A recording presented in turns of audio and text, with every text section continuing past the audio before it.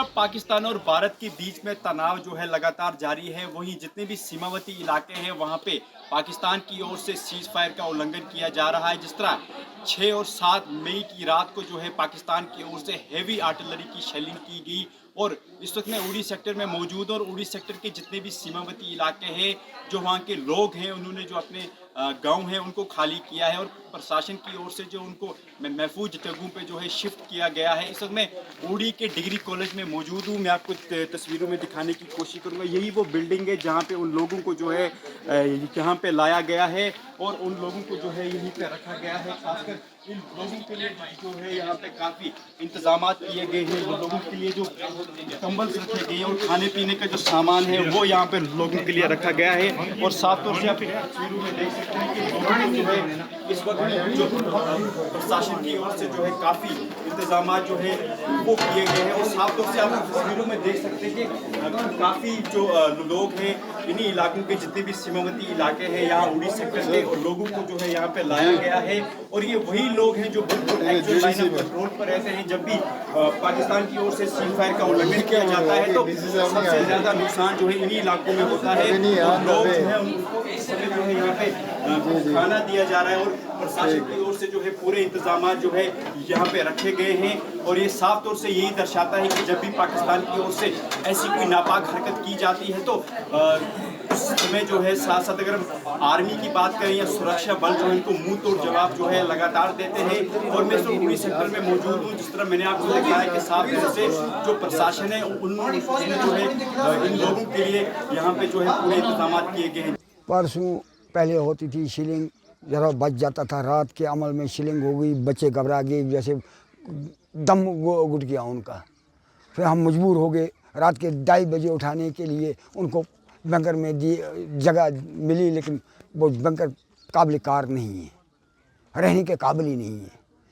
बाकी रह गया तार के अंदर। जब गेट खोलेंगे, जब सीओ इजाज़त देगा उन्हें, तब खोले जाएगा। नहीं इजाज़त देगा मर जाएंगे।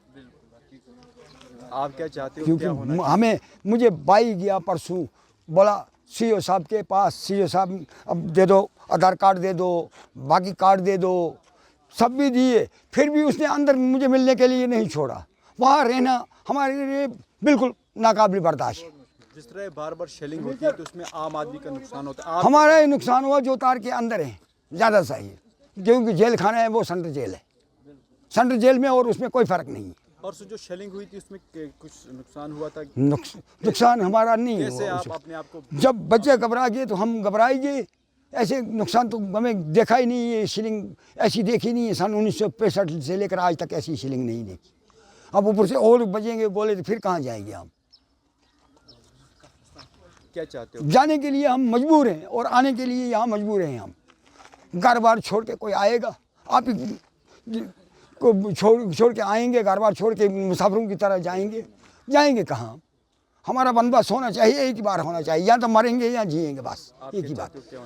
कुछ तो कुछ होना चाहिए हमारा बंदोबस्त, जीने का सहारा होना चाहिए कम से कम। मैं भी असली सिलीकोट से ही हूँ। अभी हम यहाँ रह रहे हैं तो वहाँ पर जब भी हम वहाँ जाते हैं, मतलब सिलीकोट जाते हैं, पहले हमें वहाँ पर परमिशन लेनी पड़ती है। अपनी ज़मीन को देखने के लिए जाना है तो वहाँ पर पहले हमें परमिशन लेनी है। मतलब ये कहाँ का इंसाफ है? पहले हम देखो, हम 70 सालों से हिंदुस्तान से आज़ाद, अंग्रेज़ों से जो है आज़ाद हो गए हैं, लेकिन अभी तक हम गुलाम ही हैं।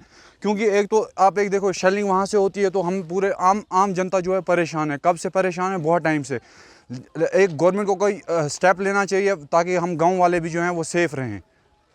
तो जब भी इन इलाकों में शेलिंग होती है तो उसमें आम आदमी का नुकसान होता है? जी बिल्कुल। हम इसमें जो है जब भी शेलिंग होती है वो आम आदमी का ही घर पीसा जाता है। आम आदमी बेचारा परेशान हो जाता है। वो वहाँ से घर बार छोड़ के कम से कम 20-20 किलोमीटर दूर आते हैं, उड़ी में आके रहते हैं। फिर यहाँ पर शेल्टर पनाह लेते हैं तो उसके बाद यहाँ पर हम उनकी मदद करते हैं। लेकिन आप देखिए ये कब तक चलता रहेगा ये हमारे साथ आखिरकार। और जो वहाँ पर गेट लगा हुआ है वो बंद है। कब से बंद है? आज से 10 साल पहले वहाँ पर वो लगा हुआ है तार, वो लगी हुई है तार। तो उस वजह से मतलब पूरा गांव परेशान है। वो गांव जो है वो उस साइड है, तार इस साइड है, तो उससे जो है गांव के लोग भी परेशान रहते हैं। आप क्या चाहते हैं? क्या होना चाहिए? हम चाहते हैं कि मतलब अमन और शांति का पैगाम दे और यहाँ पर जो है वो जो तार है वो लगी हुई, तो वो गेट हमेशा खुला रहे। Subscribe to One India and never miss an update.